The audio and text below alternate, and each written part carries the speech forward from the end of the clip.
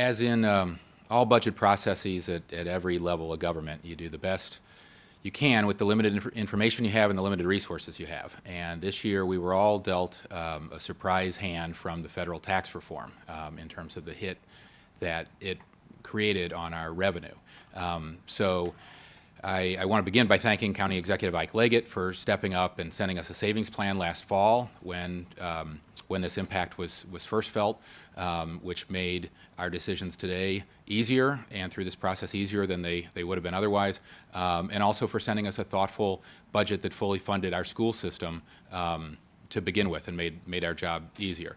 I want to thank you, Mr. President, for piloting this year's flight through some storms to today's landing, and thank all my colleagues on the Council for making this annual budget exercise as collegial and productive as possible. It's really not an accident that we retain our AAA bond rating, and as I tell constituents almost every night at an event, it's a credit to all of our, many of you who've been here longer than I, and to all of our predecessors that we retain the only AAA bond rating from every rating, all three rating agencies every year that they've been doing bond ratings, and that's really a credit to all of you and our predecessors and the county executive. We have our disagreements, but over the past few months we've again been able to voice them respectfully and get here at the end of May still still friends and with a responsible spending plan for our county.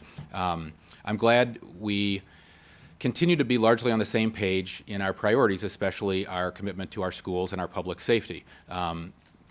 4 years in now, it continues to feel quite different than and also superior to the process 50 miles to our east at the Maryland General Assembly that creates a lot of the framework for what we have to do here. It's never easy meeting our county's ever-growing needs with our finite resources. We do the best we can to balance needs from life-saving fire and rescue services to good parks and good schools and roads and libraries and transit and so many other things that make Montgomery County such a great place to live and work and raise a family. I think it's worth saying that unlike the federal government, our budget is always balanced and full of good causes and very svelte, to steal a line from my council colleague here.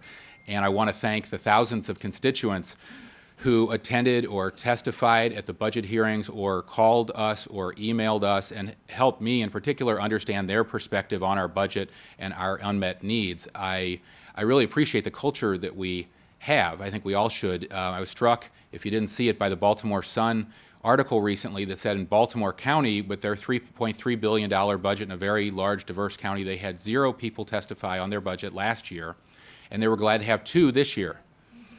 So it's a quite different county. Maybe everybody thinks everything's hunky-dory. But yes, it is.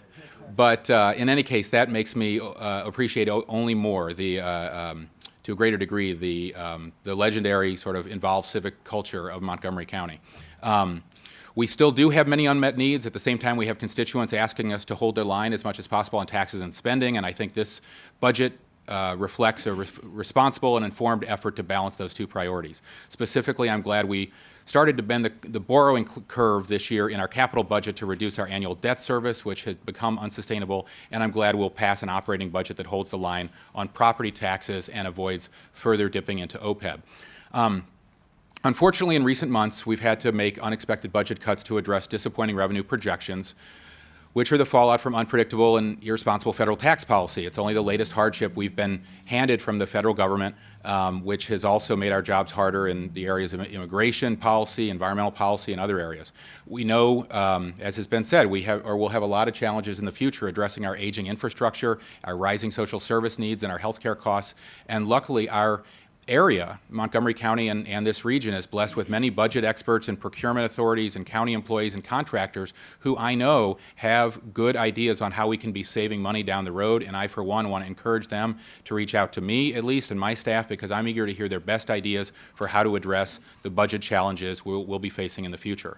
But despite those constraints, I am glad we've been able to meet our county's pressing needs. Countywide, we've met the Board of Ed's funding request and in fact provided $19 million more than the maintenance of effort level called for.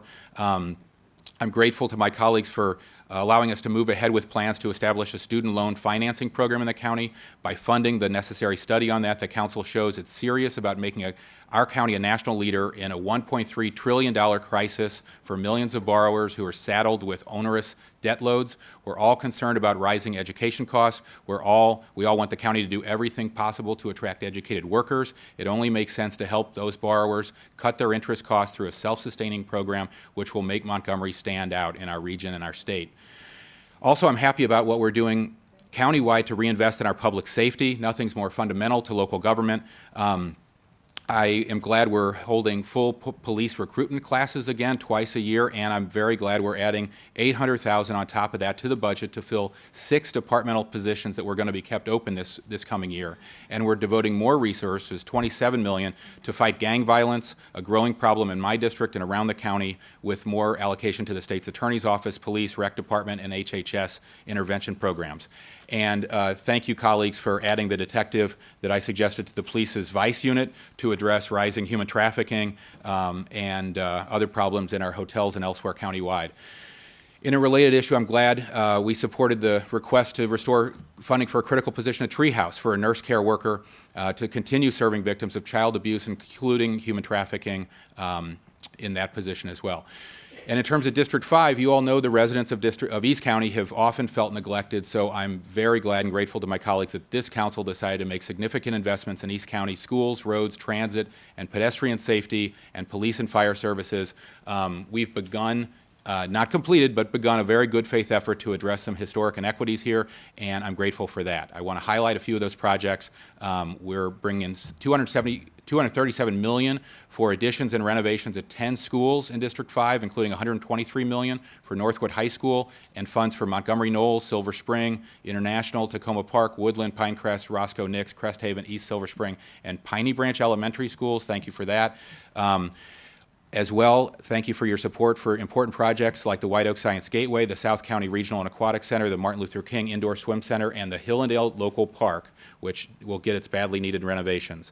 I'm also glad we'll be starting a long-term study of safety improvements on Dale Drive between Georgia and Colesville, and investing in a sidewalk on Good Hope Road that those constituents have been asking for 20 years, and is especially timely because now people will be able to travel safely to the rec center on Good Hope Road that's about to open.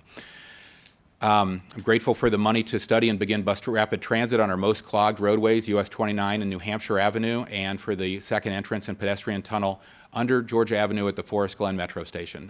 By helping connect Metro service to large employers in the area like Holy Cross Hospital and its patients, we are further promoting our mass transit, helping shore up Metro, and investing in our transit, which is really the future of transportation.